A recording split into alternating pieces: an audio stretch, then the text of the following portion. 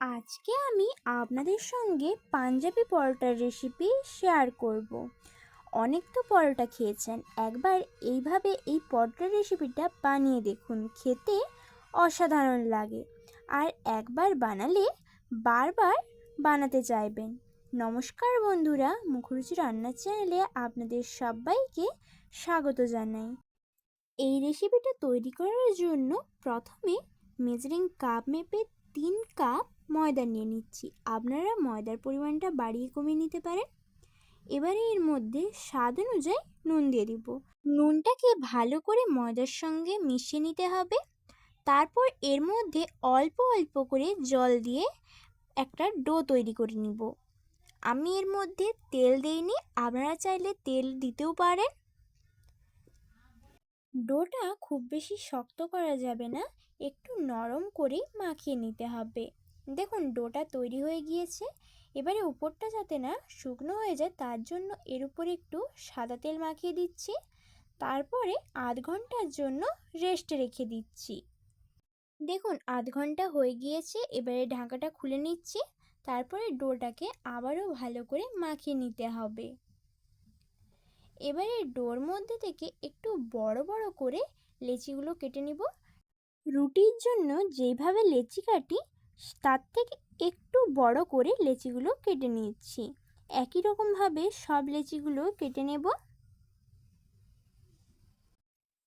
এবারে একটা লেচিকে হাতের মধ্যে নিয়ে এইভাবে 2 হাত দিয়ে গোল করে নিতে হবে। দেখুন সবগুলো লেচি গোল হয়ে গিয়েছে। এবারে চাকতি বেলনির মধ্যে একটু সাদা তেল দিয়ে দিচ্ছি, যাতে রুটিটা বেলার সময় চাকতি বেলনির মধ্যে লেগে না যায়। তেলটাকে পুরো চাকতি বেলনির মধ্যে ভালো করে মাখিয়ে দিচ্ছি।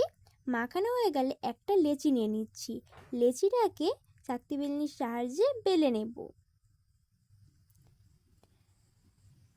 দেখুন ভালো করে বেলে নিয়েছি, একটু বড় করে বেলে নিতে হবে। বেলা হয়ে গেলে এদিকে একটা বাটি নিয়ে নিয়েছি, বাটির মধ্যে 2 চামচ ময়দা নিয়ে নিলাম। এবারে ওই ময়দাটার মধ্যে বেশ কিছুটা পরিমাণে সাদা তেল দিয়ে দিলাম। তেলটাকে একটা চামচের সাহায্যে ভালো করে ময়দার সঙ্গে মিশিয়ে নেব। এটার একটা ব্যাটার তৈরি করে নিয়েছি। এবারে ব্যাটারটাকে সাইডে সরিয়ে রেখে দিচ্ছি। তারপরে যে রুটিটা বেলে রেখেছিলাম সেই রুটির মধ্যে 1 চামচ ব্যাটার দিয়ে ব্রাশ করে দিচ্ছি। আপনারা চাইলে হাত দিয়েও এই ব্যাটারটাকে পুরো রুটির মধ্যে মাখিয়ে দিতে পারেন, আমি এখানে ব্রাশটা ব্যবহার করেছি।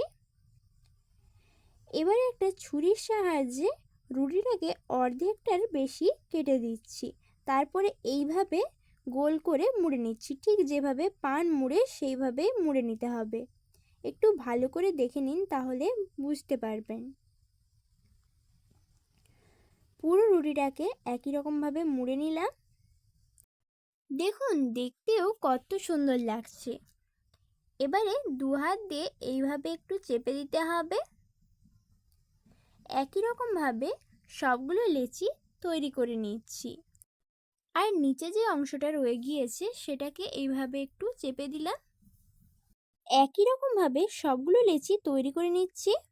দেখুন সবগুলো লেচি তৈরি হয়ে গিয়েছে। এবারে একটা লেচিকে আবার চাকতি বেলনির মধ্যে দিয়ে এবারে একটু মোটা করে বেলে নিতে হবে, খুব বেশি পাতলা করার দরকার নেই। দেখুন বেলা হয়ে গিয়েছে, এবারে ভেজে নিচ্ছি। এগুলো বেশিক্ষণ রাখা যাবে না, বেলা হয়ে যাওয়ার সঙ্গে সঙ্গে ভেজে নিতে হবে। বেশিক্ষণ রাখলে ফুলবেও না আর জ্বরে যেতে পারে। দেখুন একটা প্যানে বসিয়ে নিয়েছিলাম, প্যানিটা একটু গরম হয়ে যাওয়ার পর এর মধ্যে একটা রুটি দিয়ে দিলাম। রুটিটাকে উল্টে পাল্টে ভেজে নিতে হবে। আর গ্যাসটাকে এই সময় মিডিয়াম ফ্লেমে রাখতে হবে, না হলে রুটিটা চুঁয়ে যেতে পারে। এবারে এর মধ্যে অল্প অল্প করে তেল দিয়ে ভেজে নিতে হবে। এইভাবে একটু লাল লাল করে ভেজে নিচ্ছি।